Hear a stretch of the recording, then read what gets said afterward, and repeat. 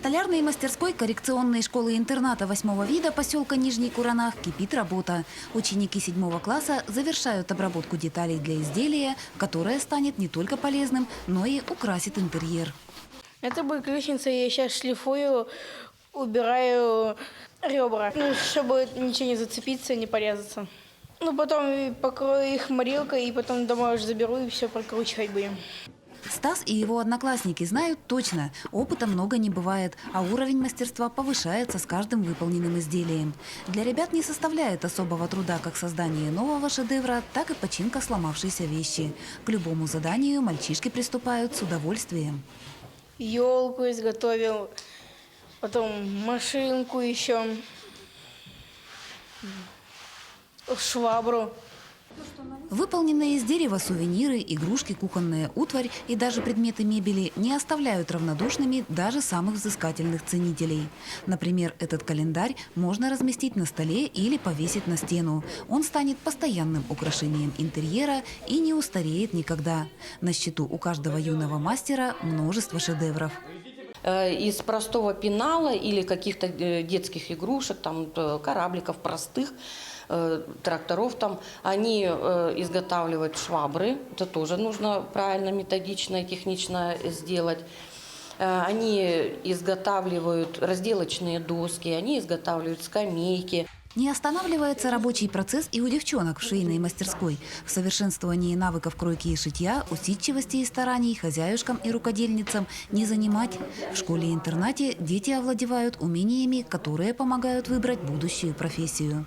Маша учится в 10 классе, и свое будущее она представляет четко. Я хочу стать швеей. Мне очень нравится шить, и я планирую поехать в Якутск, чтобы отучиться на швею. Профориентационная деятельность составляет приоритетное направление в образовательном процессе. Большое внимание уделяется и развитию творческих способностей. На уроках технологии дети раскрывают таланты в полной мере. Это одна из путевок в жизнь. То есть они не только элементарные стишки изучают, они хорошо работают на профессиональных машинках, на оверлоге они очень хорошо работают. И они уже самостоятельно могут изготовить, начиная с элементарного прихваток и заканчивая уже детскими пижамами, либо это фартуки, шьют они и для детей, чтобы накрывали в столовой, и для поваров они шьют. Во второй четверти у юных мастеров и рукодельниц работы было особенно много. Ребята и девчонки готовились к традиционной новогодней ярмарке. Над некоторыми произведениями авторы трудились не одну неделю. Фартуки, колпаки, прихватки, а также одежда и мягкие игрушки – гостям было на что посмотреть. Я изготовила прихватки, варюшки, фартуки, полотенца. Впрочем, с завершением новогодних праздников забот и хлопот у воспитанников школы едва ли станет меньше. Ребята являются постоянными участниками всевозможных творческих конкурсов. Представляя на суд жюри свои таланты, дети регулярно одерживают победы на различных площадках. Свои работы и участие мы представляем и на районных конкурсах, а также на республику выезжаем. Есть такой конкурс для детей специальный УВЗ. Все работы хороши, выбирай на вкус, мастер-мастерицы. Наши дети, последние 2 года они участвуют онлайн, потому что были ограничения. Там на этих конкурсах ребята показывают свою работу, технику, методику, как они выполняют ту или иную работу, и девушки также. В школе-интернате дети осваивают образовательный минимум. Основу учебного процесса составляет индивидуальный подход к каждому ребенку. Так, в 2 классах обучение ведется по программе «Особый ребенок». В последние годы в нашу школу поступают дети уже с более осложненными дефектами, проблемами в развитии. И поэтому помимо нормального класса, который обучается по первому варианту адаптированных программ, обучаются дети по второму варианту. Это более сложные дети, со сложными дефектами. Для них разрабатывается уже более упрощенный учебный план, по более упрощенные предметы. Программа «Особый ребенок», направленная на раскрытие интеллектуальных и творческих способностей детей, создает условия для максимально возможной социальной адаптации воспитанников. Работа по этой технологии предполагает развитие сенсорики, мелкой моторики и двигательной активности. Дети у меня разного развития, да, разного уровня, можно правильно сказать, развития. Поэтому можно сказать, что здесь я использую индивидуальный подход к каждому ребенку, как вы заметили, да. Допустим, один ребенок на одну тему занимается, другой подтягивает письмо, изучает буквы и закрепляет их фонематический слух. У четвероклассников урок с логопедом. Речевыми нарушениями страдают многие детки, и помощь дефектолога им необходима. Мы, коррекционники, учитываем особенности наших детей и используем не просто разминки. Это был элемент кинезиотерапии, где развивается межполушарное взаимодействие. Мы делаем движение руками, двумя руками, и способствуем развитию коры головного мозга. Программа «Особый ребенок» предусматривает комплекс методов. Результаты коррекции индивидуальны, однако во всех случаях очевидна положительная динамика и устойчивые результаты. Если работать, то всегда результаты будут положительные. Нет детей, можно так сказать, у которых нет результатов или плохие результаты в нашей школе. У каждого ребенка по итогу года положительная динамика. В минувшем году коррекционная школа 8-го вида отметила юбилей. Своих первых воспитанников она приняла 55 лет назад. Из поколения в поколение передаются сложившиеся традиции. При этом школа-интернат идет в ногу со временем, внедряя в практику передовой педагогический опыт и новейшие разработки. Школа развивается, что идет социализация, адаптация детей к современному обществу, к современной жизни. В настоящее время в коррекционной школе обучаются более 100 детей, порядка 30 из которых находятся на индивидуальном обучении. Ограниченные возможности здоровья не являются собой непреодолимый барьер к благополучной жизни. С педагогами бывшие воспитанники и их родители поддерживают тесную связь. Они или созваниваются с нами, или можно их встретить где-то в городе Алдане. Кто-то работает из них в магазинах, кто-то работает в строительстве где-то, вот ребята. Ну, в основном это благополучные семьи. В юбилейном 2023 году в стенах школы было положено начало большому делу. В одном из залов открылся музей дорогих сердцу вещей. Раритеты и реликвии знакомят гостей как с историей, так и с современностью. Какими телефонами пользовались бабушки и мамы, как раньше слушали музыку, какие книжки читали родители и учителя, когда были маленькими. В музее дети могут узнать массу интересных реалий. Конечно, можно посмотреть в телефоне что-то, но когда ты это не только смотришь, видишь, но можешь потрогать. Мы же разрешаем трогать. Можете потрогать. Можете потрогать эту книжку, которая ровесница Оксаны Георгиевны, или можете потрогать там какую-то елочную игрушку, которая была. Ой, у моей бабушки такая есть, они говорят. Ну вот это очень захватывающе. Первых посетителей школьный музей принял на пороге зимы, а работа по его созданию началась в сентябре. Мальчишки и девчонки активно включились в процесс. Поиск экспонатов для музейного фонда оказался очень увлекательным. Изначально у нас планировалось, что музеи будут в чемодане, и каждый класс должен был представить один чемодан.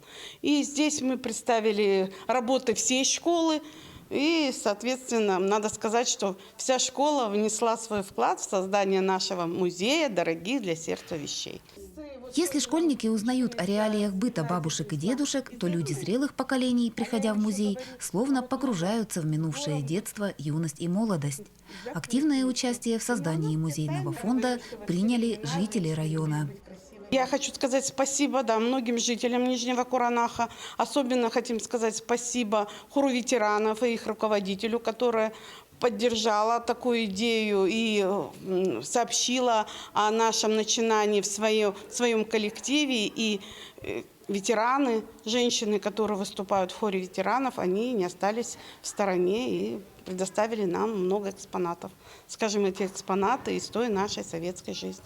Безусловно, сначала было страшно. Сказали, вот вы должны создать этот музей, такие-то направления.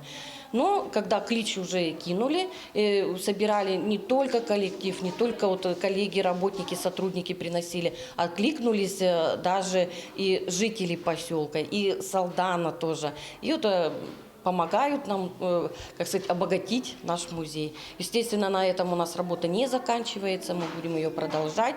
Часть экспонатов музею передали педагоги. Так на одной из полочек расположился Дом ангелов. Фигурки ангелочков предоставили увлекающиеся коллекционированием учителя. Работа очень увлекательна, очень интересна. Интересна не только нам, взрослым. Мы жили той жизнью, которую представляем здесь. Вот как раз я всегда говорю, да, всем повторяю, что этот музей для дорогих, для сердца вещей. Мы, когда даже вот взрослые, они заходят сюда, они как будто окунаемся в детство. Посещая музей, ребята узнают для себя массу нового. Так киндерфилией называется коллекционирование игрушек из шоколадных яиц. К слову, представители юных поколений отмечают, что четверть века назад сюрпризы в сладостях были интереснее. Прикасаясь к предметам, многие из которых сегодня являются раритетами, дети и подростки порой не перестают удивляться.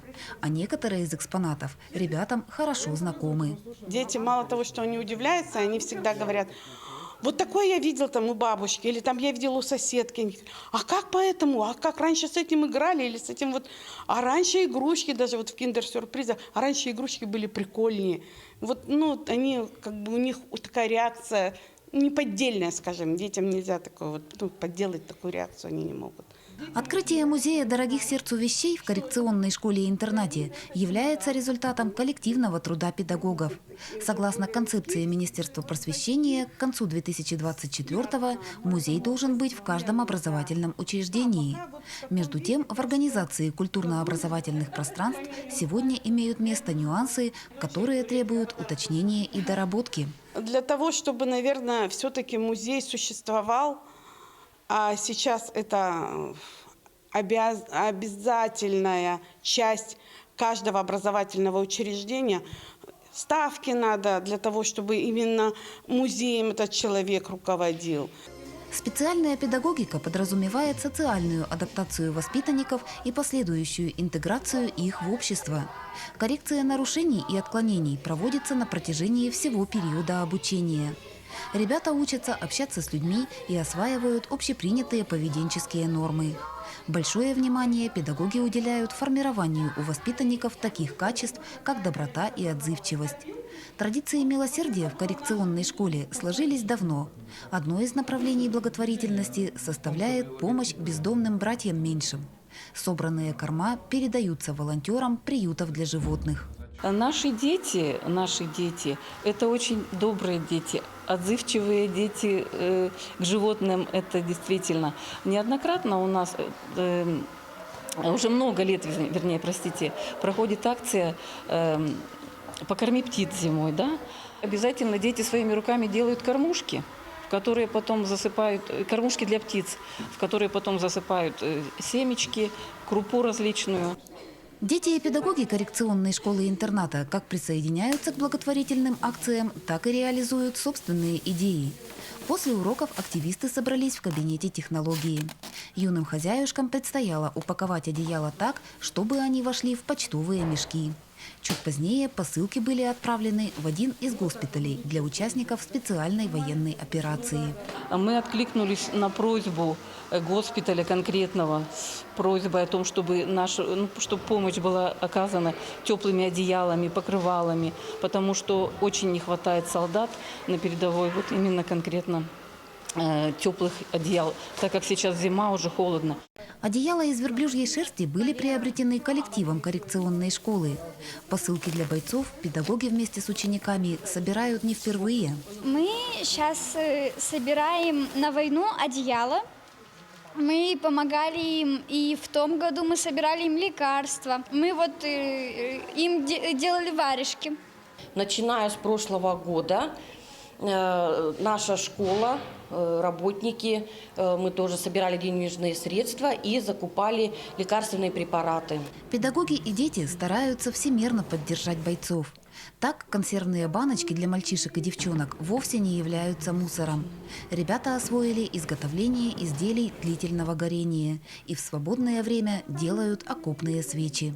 Собирают жестяные банки для того, чтобы окопные свечи были изготовлены. Все это делают дети нашей школы под руководством наших педагогов. По отзывам бойцов, помощь из дома невозможно оценить, а забота и поддержка особенно дороги. Дети же стремятся максимально полно выразить признательность и благодарность защитникам. Пишут письма, читают стихи, изготавливают газеты. И у нас есть рубрика «Юный репортер», которые снимают это на видео и отправляют. Искреннее участие, сопереживание и готовность помочь не бывают большими или маленькими. Ученики коррекционной школы-интерната поселка Нижний Куранах знают это точно и стараются оказать помощь всем, кто в ней нуждается.